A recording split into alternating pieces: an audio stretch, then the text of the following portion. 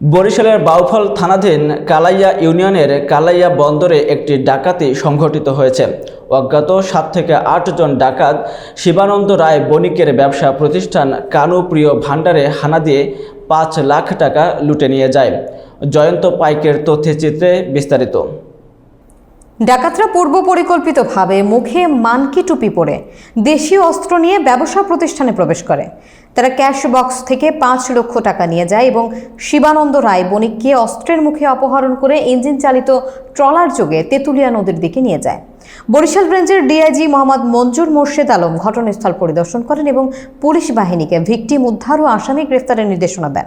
শেষ পর্যন্ত ভিকটিমকে উদ্ধার করা হয়েছে এবং বাংলাদেশ পুলিশ এই সফলতার জন্য সংশ্লিষ্ট সবাইকে ধন্যবাদ জানিয়েছে। কালাইয়া বন্দরে ডাকাতরা শিবানন্দ রায় বণিকের ব্যবসা প্রতিষ্ঠানে 5 লক্ষ টাকা লুটে নেয় এবং তাকে অপহরণ করে নিয়ে যায়।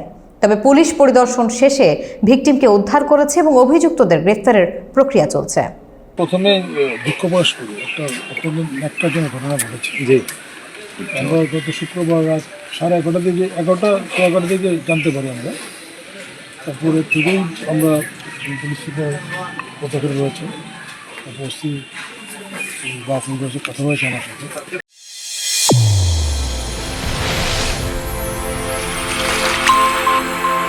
চ্যানেল A1 হৃদয় রেসপন্স।